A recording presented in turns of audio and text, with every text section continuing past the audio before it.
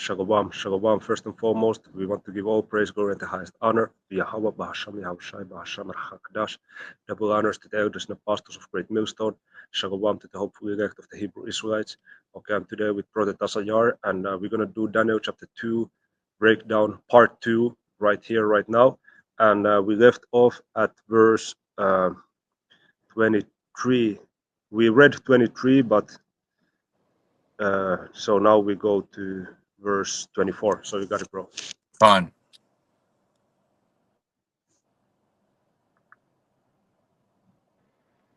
Let me pull that up really quick. Yeah.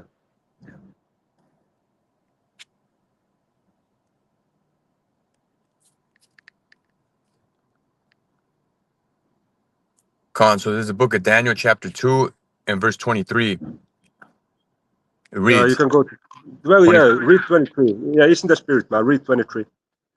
It reads, I thank thee and praise thee, O thou God of my fathers, who has given me wisdom and might, and has made known unto me now what we desired of thee, for thou hast now made known unto us the king's matter. Yeah, so pretty much the Most High showed everything to Daniel. Okay, you got it? Verse 24. Therefore Daniel went in unto Arioch, whom the king had ordained to destroy the wise men of Babylon. He went and said thus unto him, Destroy not the wise men of Babylon. Bring me in before the king, and I will show unto the king the interpretation. Yeah, go ahead. Verse 25. Then Arioch brought in Daniel before the king in haste, and said this unto him, I have found a man of the captives of Judah that will make known unto the king the interpretation. Yeah, go ahead. Verse 26.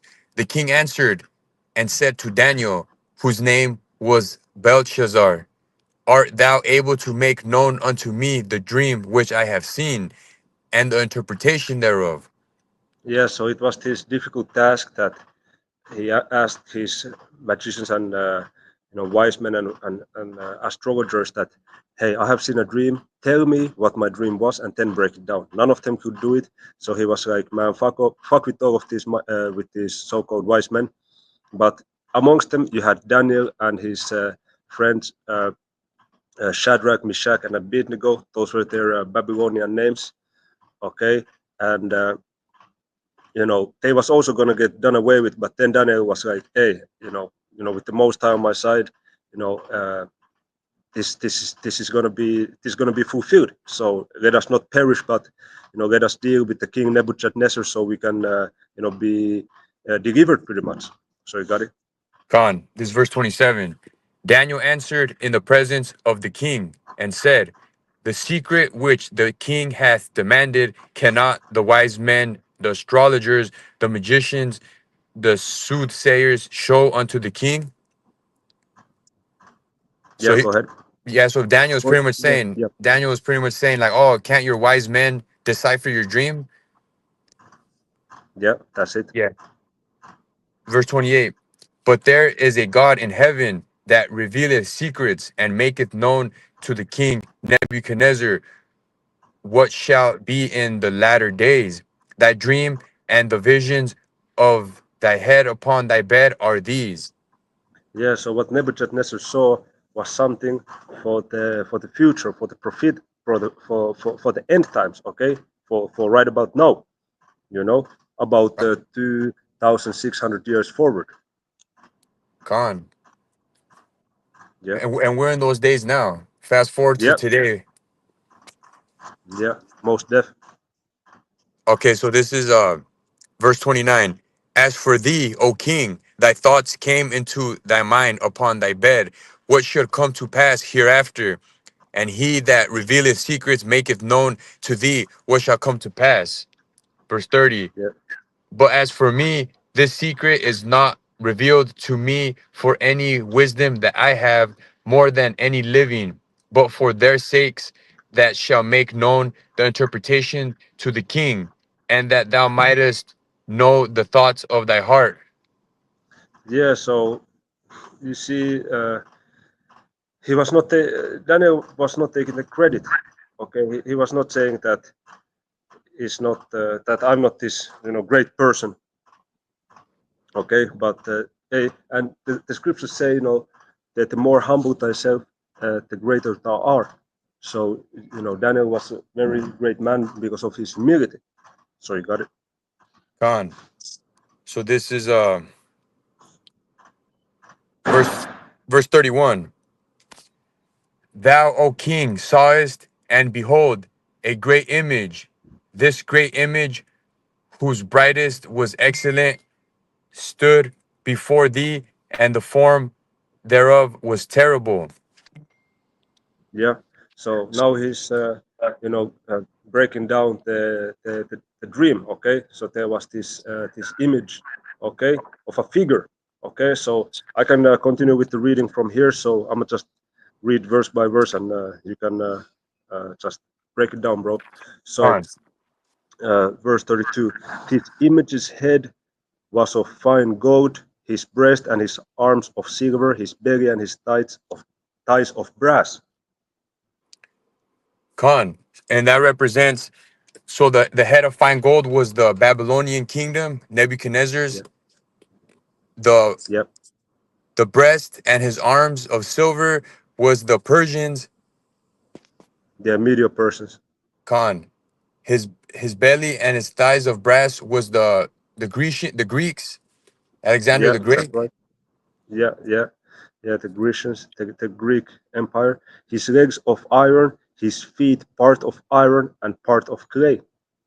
Khan, and that the legs of iron would be the Roman Empire, and his feet Yeah, part iron and part clay would be like the EU, NATO, and Babylon, United States. yeah, and part is iron is weak as Slovakia. Iron is strong, but clay is weak as fuck. You have a vessel of clay, you drop it, and boom, it goes to million and one pieces.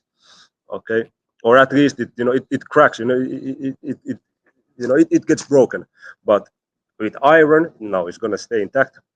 It's very hard material. Okay, Khan, uh, yeah, Tausov's Tiltada stone was cut out without hands, which smote the image upon his feet that were of iron and clay and break them to pieces. Khan, and that represents Yahweh Shai. He's gonna take this last kingdom down. Yeah, that's right, and that's you can go to uh, or not now, but just paraphrasing 1 Corinthians 15 and 24, where it says that, and then come at the end when he shall have delivered the kingdom to the Father, even the Most High, even the Father, when he shall have put down all rule and authority and power. So that's talking about Yahweh Shai's return when he's gonna, take out the so-called powers that be, the banking families, the secret societies, the world governments of today, this fucking Bilderberg group motherfuckers. You know, Yahweh Shai is gonna take them down, man. Khan, 35:10 was the iron, the clay, the brass, the silver, and the gold broken to pieces together and became like the chaff of the summer threshing floors, and the wind carried them away that no place was found for them, and the stone that smote the image became a great mountain and filled the whole earth. Khan. So that represents the kingdom of heaven, I believe. Yeah, yeah, you see that that's the transition of a road, as it says in Second Ezra 6 and 9. Esau is the end of the road, and Jacob is the beginning of it that followeth. So you see here, the kingdoms of the heathen getting done away with, and like you said, bro, Yahushua is gonna set up the kingdom of Israel, which is gonna reign forever.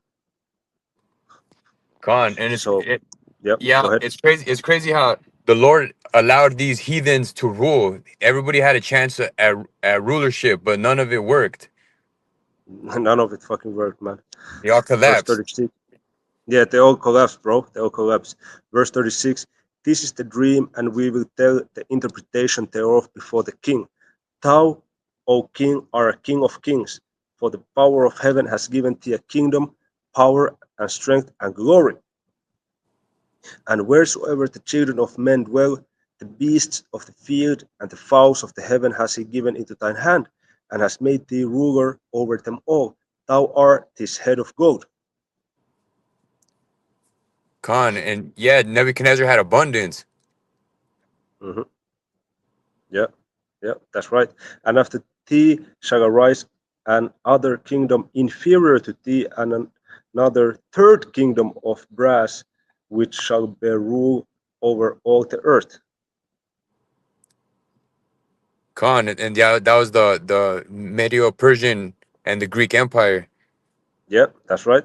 And the fourth kingdom shall be strong as iron, for as much as iron breaketh in pieces and subdueth all things, and as iron that breaketh all things, shall it break in pieces and bruise.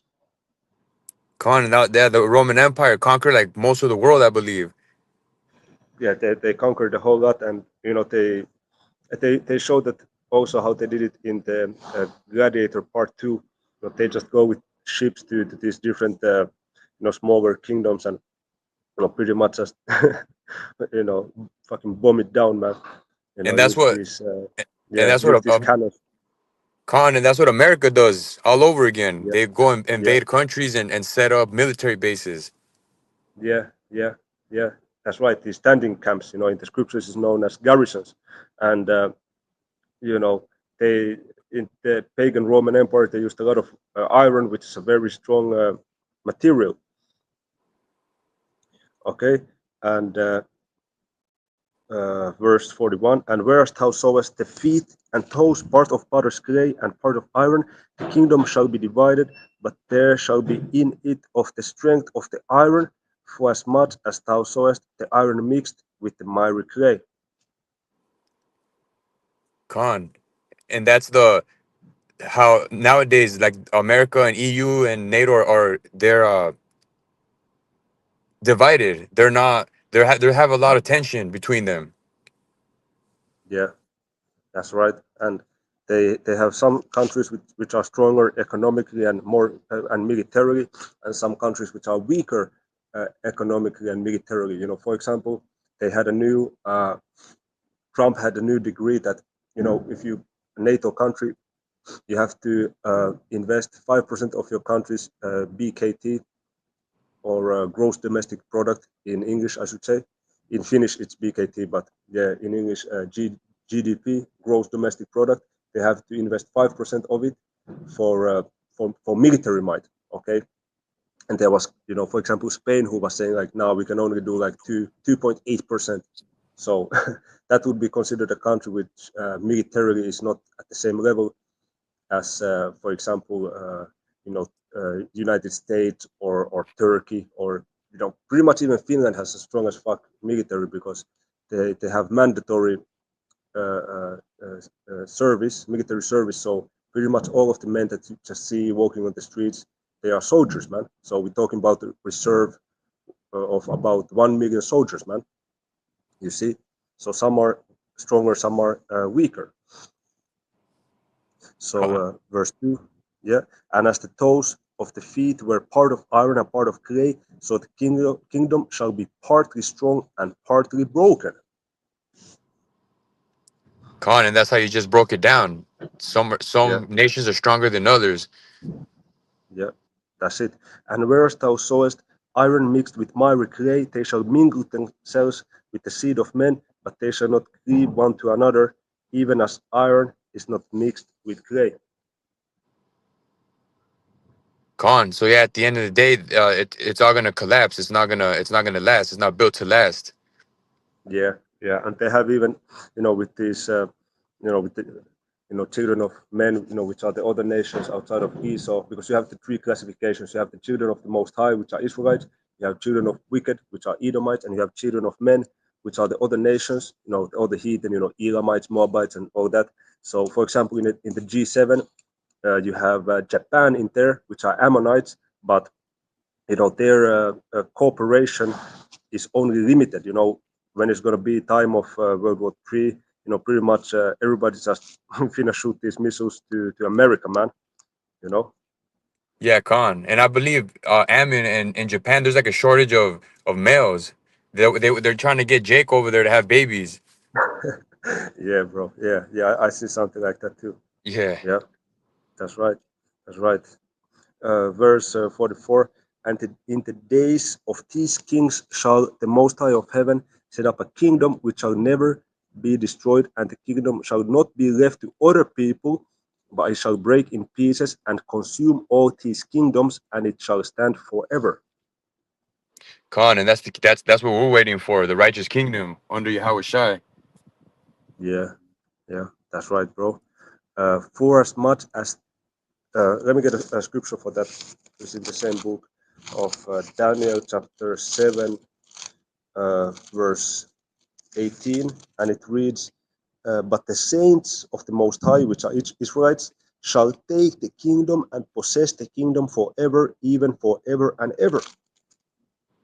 So you see, this is what we're reading in Daniel chapter 2. Okay, verse 45. For as much as thou sawest that the stone was cut out of the mountain without hands, and that it brake in pieces the iron, the brass, the clay, the silver, and the gold, the great power has made known to the king what shall come to pass hereafter, and the dream is certain, and the interpretation thereof sure. Khan, and that must have been heavy. Nebuchadnezzar saw that. That's why he was so disturbed, and he wanted Yeah, answers. yeah, yeah, he was, bugged out a little bit about that dream, man. Yeah, Khan. Yeah, and another precept in Daniel 4 and 17, it says, This matter is by the decree of the watchers and the demand by the word of the holy ones, to the intent that the living may know that the Most High ruleth in the kingdom of men and giveth it to whomsoever he will, and setteth up over it the basest of men. So right now you have the basest of men in the power seat, but as it says here, the Most High decides who rules and who doesn't. In Job 9:24 it says, "The earth is given into the hand of the wicked. He covered the face of the judges thereof. If not, who and where is he?" So right now it's the time of the wicked, but afterwards it's going to be our times. And as you see here, it says uh, uh, that this matter is by the decree of the watchers and the demand by the word of the holy ones. So you see, is factual. It's not light words. These are heavy words which are going to come to pass. Yeah, yeah. Yeah, You Khan. see, as even in verse 45 here in Daniel chapter 2, uh, it says the dream is certain and the interpretation thereof is sure. So you see, these things they will most definitely come to pass. Khan, just like prophecy, there's no stopping it. It's preordained to happen. Yeah, And people yeah. scoff That's it. when people see us in the highways and byways speaking on these things, people scoff and you guys are crazy, but that doesn't stop Yeah, prophecy from happening. yeah, yeah. Romans 3:3. What if some did not believe? Should that make the belief of them that believe without effect? And it says the Most High forbid. No, they let the unfaithful die in their unfaithfulness. This is how it goes, man. Khan. So verse 46, then the king Nebuchadnezzar fell upon his face and worshipped Daniel and commanded that they should offer an oblation and sweet odors unto him. Khan. And like we were speaking last time, that's heavy because the king bowed down to a slave. Yeah, yeah. Originally he was a slave and that, but then the king Nebuchadnezzar put him into a high rank, as we're gonna read here. 47. The king answered unto Daniel and said, "Of a truth it is that your power is a power of powers." Okay, or if I read it literally, that your God is a God of gods and a Lord of kings and a revealer of secrets, seeing thou couldst reveal his secret. Then the king made Daniel a great man and gave him many great gifts and made him ruler over the whole province of Babylon and chief of the governors over all the wise men of Babylon. Khan. And that's through the spirit and power of Yahweh Bashem Yahushai. He was able to do that. Yeah, yeah. So pretty much, Daniel was second in command of all of Babylon. First you had Nebuchadnezzar, and after that you had Daniel. Khan. Yeah, verse 49, the last verse. Then Daniel requested of the king, and he set Shadrach, Meshach, and Abednego over the affairs of the province of Babylon, but Daniel sat in the gate of the king. Khan. And that's mighty. Yeah. Yeah, that's right. That's right. And you know, their Hebrew names of Shadrach, Meshach, and Abednego was Hananiah, Mishael, and Azariah. God. Khan. But this is pretty much the breakdown of Daniel chapter 2.